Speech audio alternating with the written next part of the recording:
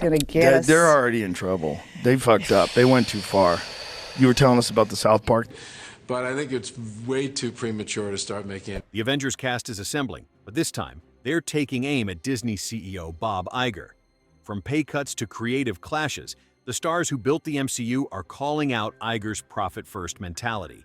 It's a rebellion Disney never saw coming, and the fallout is shaking the empire to its core.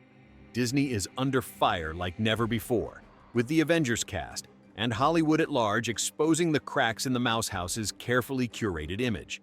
They asked me to do a season 2, and they offered me half the money. It all began with Jeremy Renner's bombshell revelation. Disney offered him half the pay for Hawkeye Season 2, while demanding double the workload.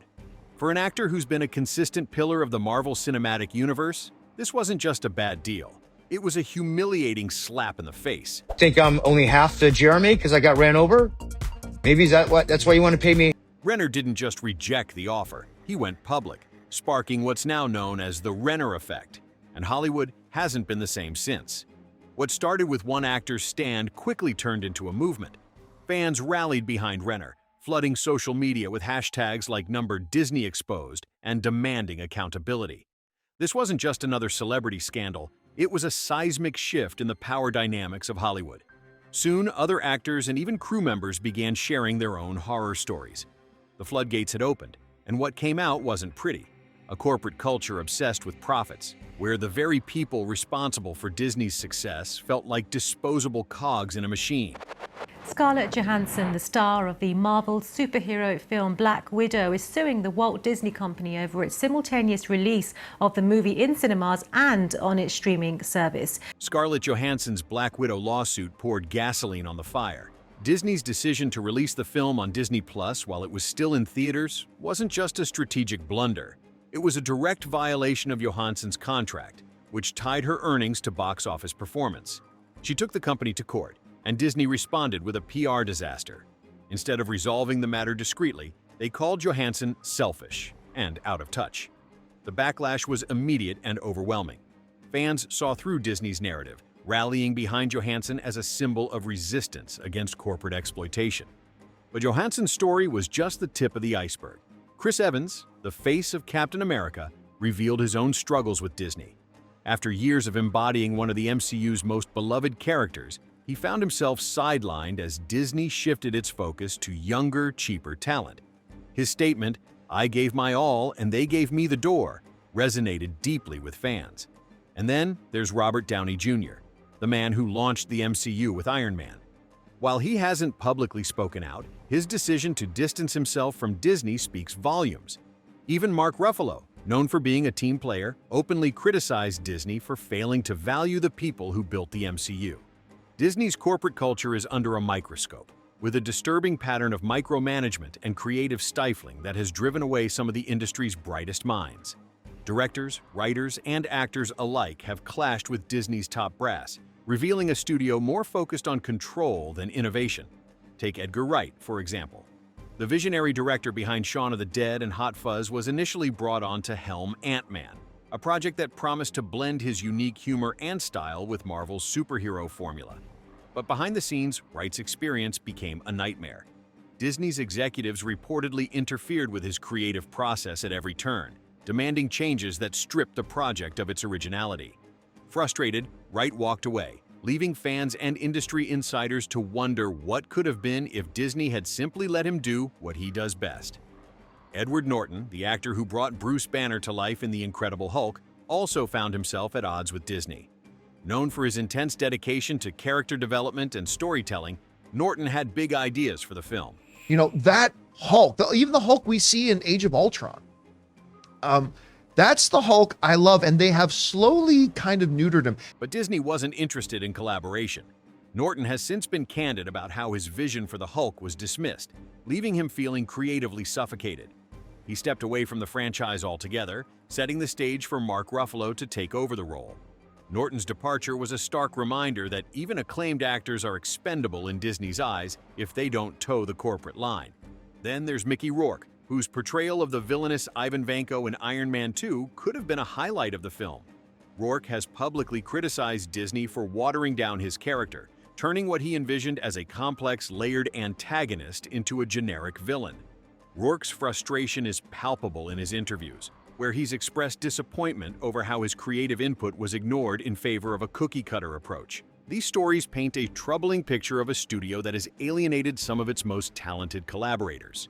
Whether it's directors walking away or actors feeling stifled, Disney's reputation as a place where creativity thrives is crumbling. Instead of fostering innovation, the studio's insistence on control has drained its projects of the very soul that made the MCU a cultural phenomenon. Snow White bombs, breaks records for the lowest live-action remake opening. And then there's the Snow White remake, a fiasco that seemed to encapsulate all of Disney's broader issues in one ill-fated project. The controversy started with casting choices, as Rachel Zegler was brought on to play Snow White. While some applauded the move as a step toward diversity, others questioned why a character so tied to German folklore was being reimagined in a way that deviated so drastically from her roots. Zegler's public comments about modernizing the character didn't help either, with her suggestion that Snow White would no longer be a helpless damsel sparking heated debates online. Then came the narrative changes, which alienated a large portion of Disney's core audience. The decision to replace the iconic seven dwarfs with magical creatures was seen by many as unnecessary and pandering. In everything that I've loved about the MCU and all that kind of stuff, one of the big issues I have had was the recent treatment of Hulk. This wasn't just about one movie. It was a broader reflection of Disney's growing disconnect from its audience. Once a beacon of timeless storytelling, the company now seemed tone-deaf, prioritizing optics over authenticity. The Snow White controversy became a symbol of Disney's struggle to balance modern sensibilities with the traditions that made it beloved in the first place.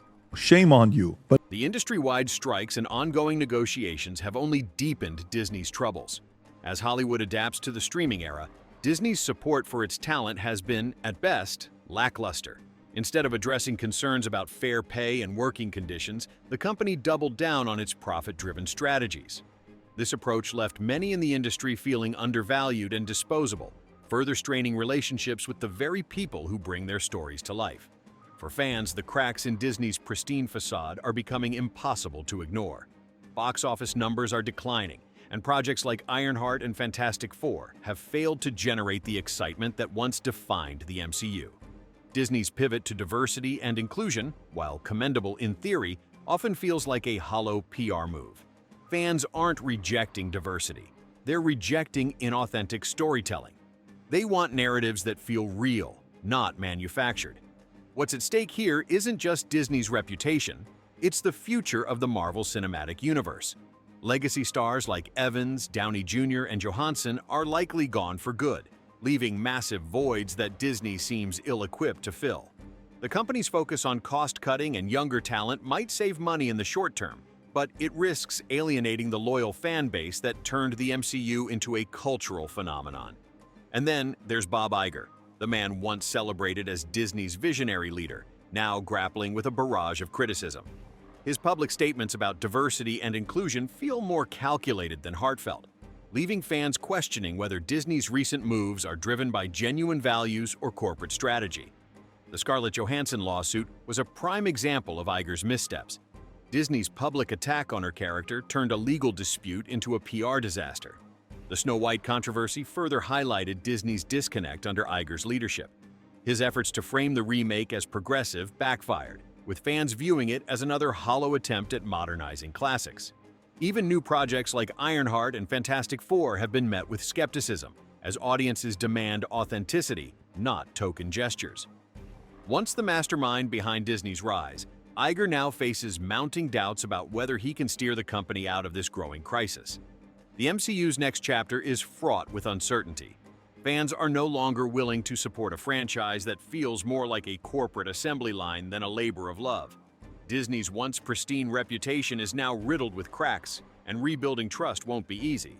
The Avengers may have saved the world on screen, but off-screen they're exposing the flaws in the very empire they helped build. So, is Disney's reign over? Can Disney course correct? Or is this the beginning of the end for the House of Mouse? Like this video and share your thoughts below.